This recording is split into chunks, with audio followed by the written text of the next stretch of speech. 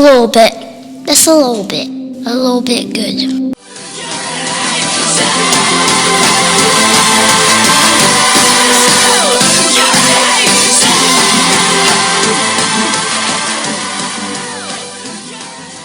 There was once a mother who had a very hard time indeed, emotionally, inside.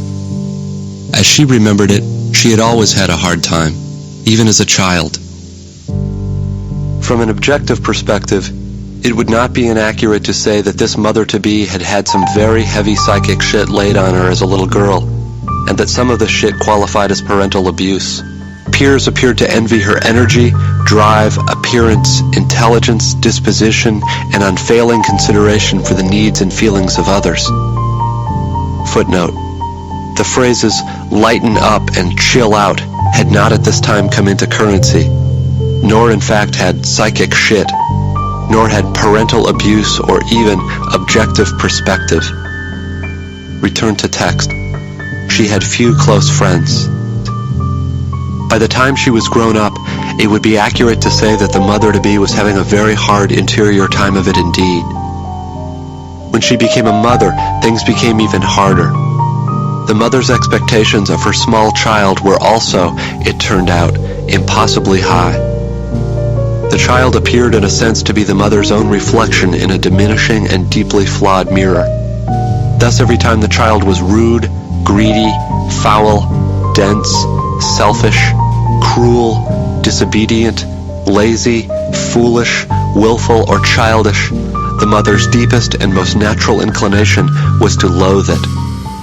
Our parents represent unconditional love, whether it's true or not. Because unconditional is our love for them, whether or not it's deserved.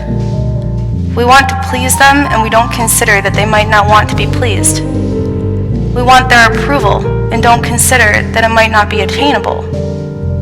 Instead, we hate ourselves for never being good enough, and being too stupid to figure out why.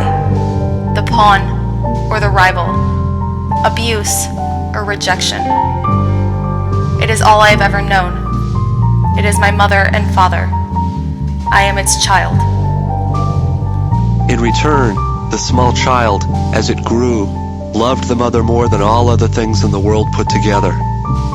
If it had had the capacity to speak of itself truly somehow, the child would have said that it felt itself to be a very wicked, loathsome child who through some undeserved stroke of good fortune got to have the very best, most loving and patient and beautiful mother in the whole world.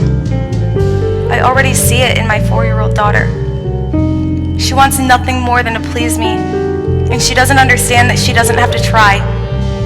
She knows that when I am happy, she is happy, and takes it personally either way. She wants everyone to love her.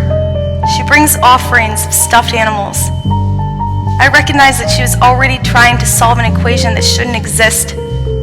It's the same one I've spent my life trying to solve. Testing variables and functions, weighing outcomes, implementing, rechecking proofs. Why don't they like me? How do I make them like me? How do I earn their respect, their love? By the time the child was old enough to apply for various licenses and permits, the mother was almost entirely filled, deep inside, with loathing. Loathing for herself, for the delinquent and unhappy child, for a world of impossible expectations and merciless judgment. 27 years spent killing myself over this, and I'm done.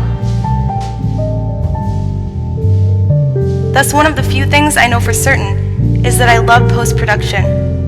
It gives me the opportunity to see myself the way I've always seen other people. It gives me a way to hear what works. It allows me to edit away what doesn't. She could not, of course, express any of this. And so the son, desperate, as are all children, to repay the perfect love we may expect only of mothers, expressed it all for her. The fucked up parts of my life will live and die with me. They will not affect my children. I need to learn how to have a relationship with myself. And I hate saying it, but I need to learn how to love myself so I can stop hating myself for their love. This will not become a cycle of self-loathing and abuse. It ends now.